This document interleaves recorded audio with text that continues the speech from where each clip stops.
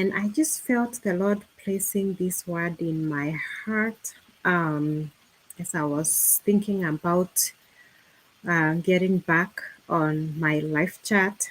And the one that was the Lord was putting in my heart is a word that I believe will make a difference in 2024 for you and for me. And that one is intimacy with the Lord, because God wants us to know Him.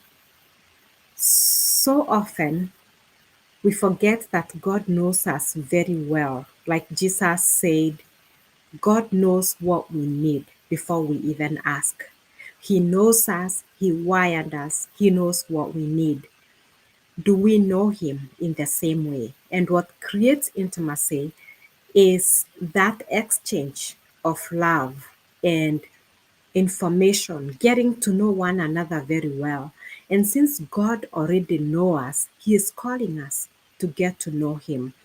And if we can focus on getting to know God and who He is, 2024 will be a blessed year. So in Jeremiah 29, verse 12 says, "Then you will call upon me and go to me and pray to me, and I will listen to you. Then you will go to me and call me and pray to me, and I will listen to you. And you will seek me and find me when you search for me with all of your heart. I will be found by you, says the Lord." So here is very simple scriptures that God is calling us to get to know Him. Oftentimes in Jeremiah 29, we focus on, "I know the plans I have for you." And oftentimes we look at God based on what He is doing for us.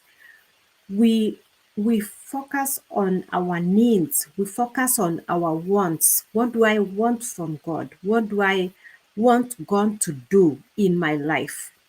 But what He is calling us to do is not to call Him so that He can meet our needs. He wants us to know Him. There's a difference between calling God so that He can meet our needs, and there's a difference between calling God so that we can know Him. And I want to challenge you as you begin the year of 2024. This is still January, so I can still call it beginning. As you begin this year, I'm challenging you to call upon the Lord because you want to know Him. Not so much because you want Him to do ABC for you, but because you want to know Him. That's what He is calling us to. "Then you will call upon me, and you will come to me and pray to me, and I will listen to you." And He says, "And when you seek me," verse 13, "and you will seek me and find me when you search for me with all your heart." When you search for me with all your heart, I will be found by you. So God is making a recommendation for us. He wants us to search for Him with all of our hearts, not so that we can tell Him what we need, because Jesus in Matthew 6 already tells us He knows what we need. He even knows what we want, and He wants to meet those needs. Jesus says in Matthew 6, verse 33, "But first seek His kingdom with all its righteousness, and all these things will be added to you."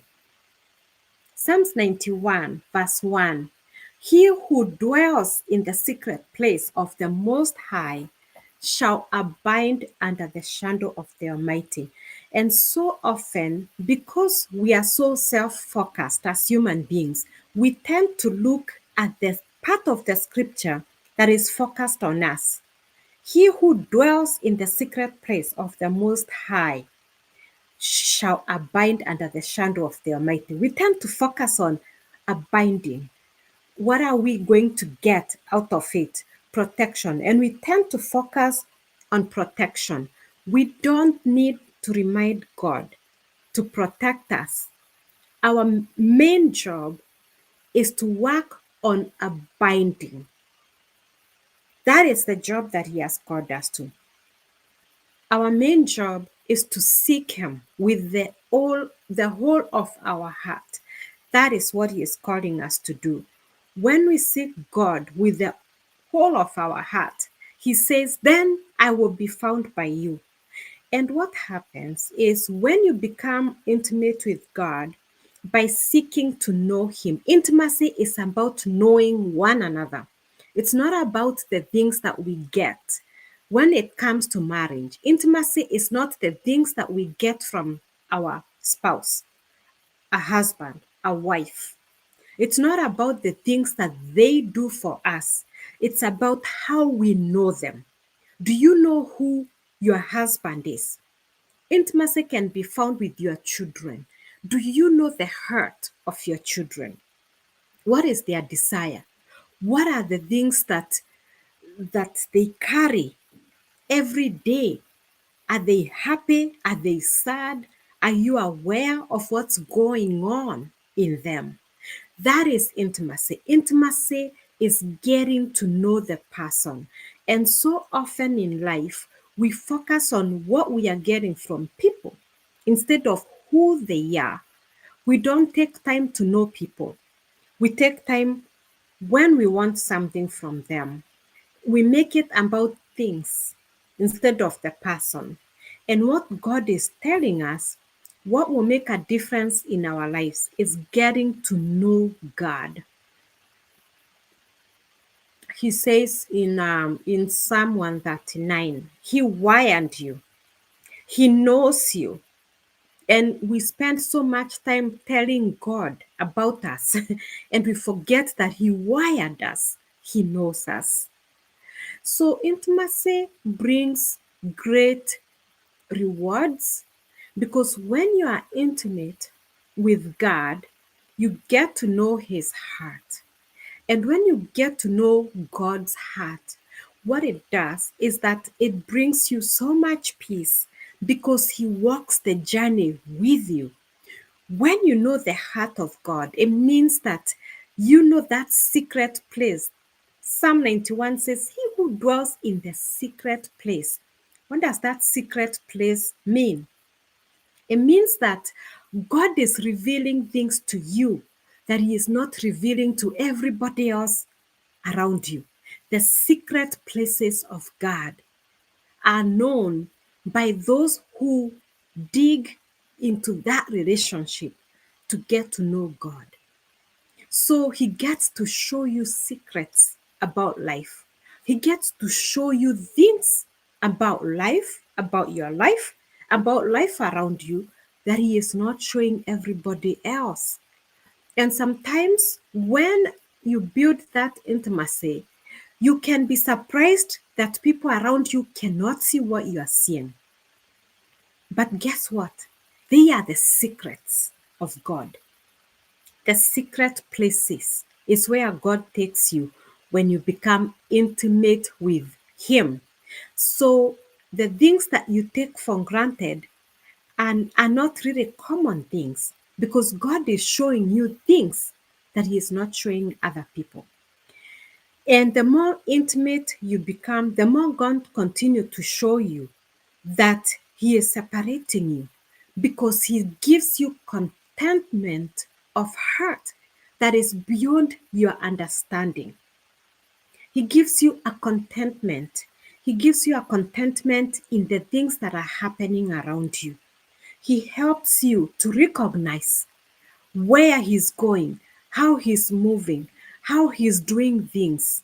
And so when things are happening in life, your heart is prepared for these things. Intimacy with God, when you get to know Him, He humbles your heart. His spirit humbles your heart. It becomes easier for you to surrender to his will because you get to love God not for what he is doing for you, but for who he is. You get to love him for who he is, not because he's doing everything you want him to do, but because of who he is. You become more surrendered to him. You get to love him more for him. When you love somebody for him, it becomes not about what you're getting out of them, but out of knowing their heart, the secret places of that person's heart. It's not about them meeting all your needs, whether it's your husband, whether it's your wife, whether it's your mother, your father, your children. Nobody can meet all your needs. So you get to love people for who they are. You get to know the person, their heart. Are they a kind person? Do they mean well for you? They are not going to do everything for you the way you want them to, but do they mean well for you? And these are the things that help us to love people for who they are and not for what we get out of them. When we love people for what we get out of them, we will never really love them because what we really love is not the person, it's the things that you're getting out of them. Same to God. When you are so focused on God doing what you want Him to do, that is not a love for God. That is a love for the gifts and not for the giver. So He is calling us in Jeremiah 29. We need to focus more on what He is asking us to do more than what He is going to do. Because when He says, I know the plans I have for you, I know the thoughts I have towards you, thoughts of good and not of evil, thoughts of peace to give you a future and a hope. Those are the things that God is planning to do. We don't need to hold his hand and say, God, I'm not going to let go of your hand until you do these things. We don't need to do that. He wants to do that. He is God. He is going to do that. What he is asking us to do is to seek him with the whole of our hearts. And I want to tell you what has really changed my life is focusing on the parts of the scriptures on what God is calling me to do. Not so much focusing on what God is going to do because He is going to do those things. God is faithful. He doesn't need us to push Him to do His will. He loves doing His will. And by the way, He is going to do His will.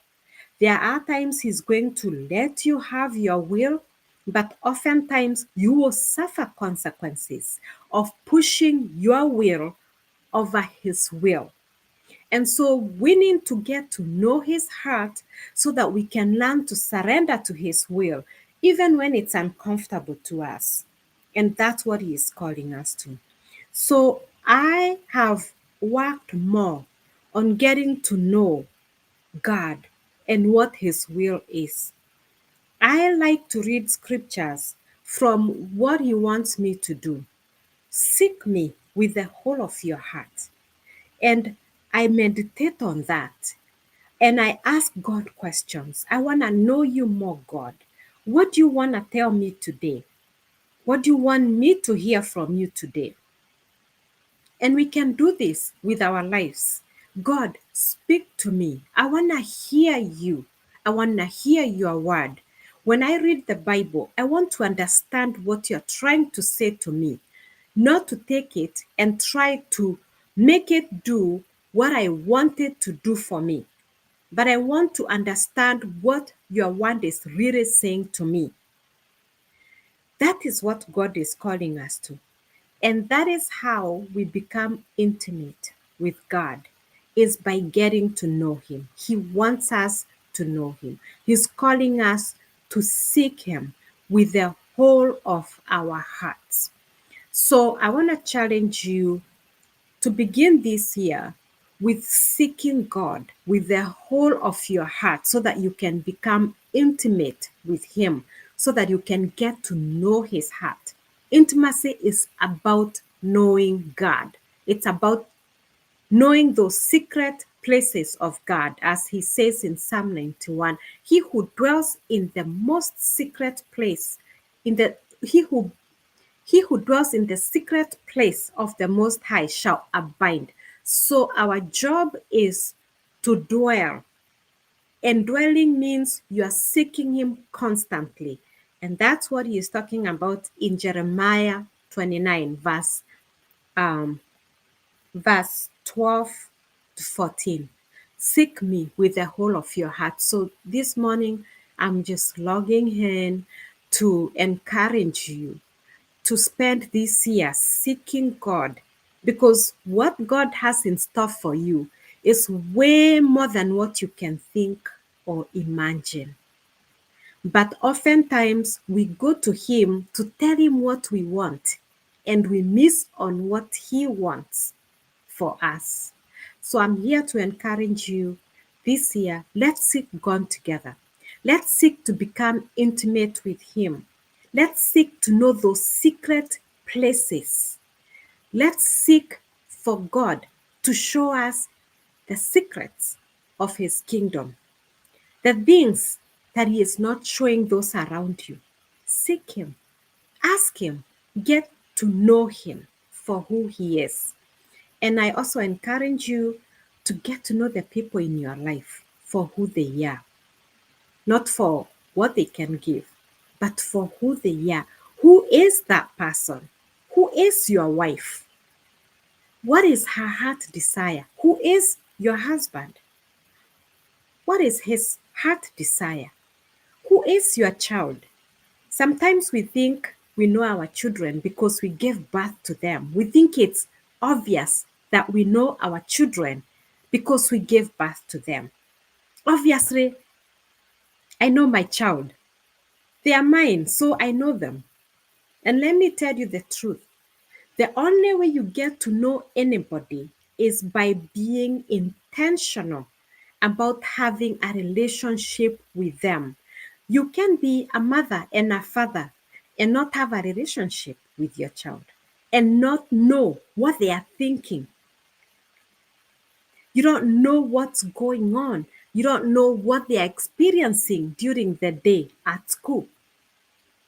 You don't know what their fears are. You don't know what their worries are because you don't know them. Knowing people doesn't come automatically because you are born of the same parents or because they are your children or because they are your parents. We think we know them. But knowing a person takes the work of intention. It takes sitting, listening with your heart. Don't just listen thinking of how you respond. Because many times we listen, and when we hear one word, now we are focused on how we are going to respond instead of really, really listening intently with our heart to understand the other person. We are thinking of how to respond. So I challenge you, as you seek God, as you seek to know Him, seek to know those in your life, seek to know your children. Who are they? What are they thinking? What are they carrying? What are their fears? Get to listen to them without telling them what to do, without defending yourself. Oftentimes we want to defend ourselves. And so somebody says something and whoops, we rise with defense. How dare you say that about me? Instead of listening and saying, is there a valid point in what this person is saying? Is there something I can do to change an aspect of me? No, we become very defensive. And so we don't get to know the people. Because when you become defensive, then people are even afraid to tell you what they are thinking. But if we really care about our relationship, we learn to listen and we put defenses down and become honest with our hearts. Lying, being defensive, does not build relationships, it tears relationships down. The fact that you are not arguing with somebody doesn't mean you have a relationship. It means that somebody has checked out sometimes. Somebody has checked out. It doesn't matter because you don't listen to them. So they check out. So I want to encourage your relationships this year. Your relationship with God, your relationship with those around you. Take time to be intentional. Get to know your children for who they are. Get to know your husband, your wife for who they are. Forget about the things that they do for you and the things that you get from them, and get to the root of who they are. What are they carrying? What are their worries? What are their concerns? What are their dreams? So that is what I came here with today, is God is calling us to know him.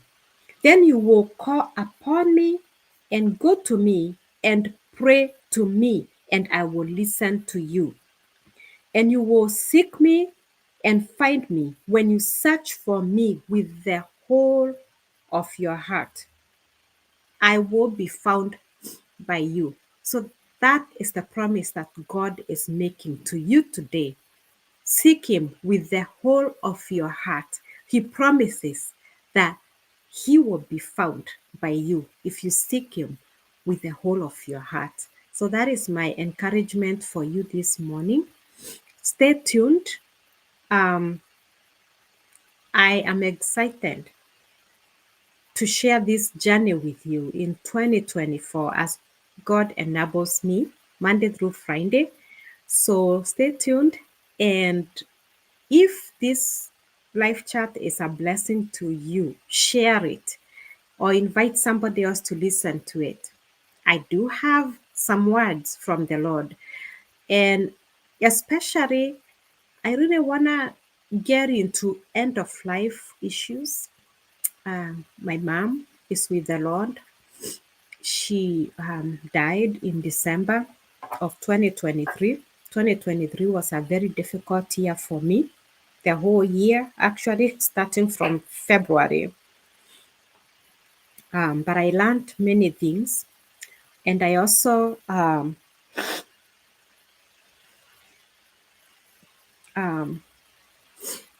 just want to take time to share with you the things that the Lord taught me through my journey with my mom.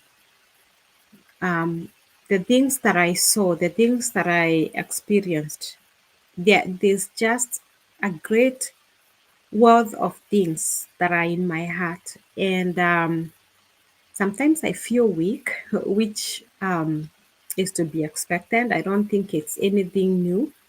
Those who have lost a loved one, especially a mom, it's not easy.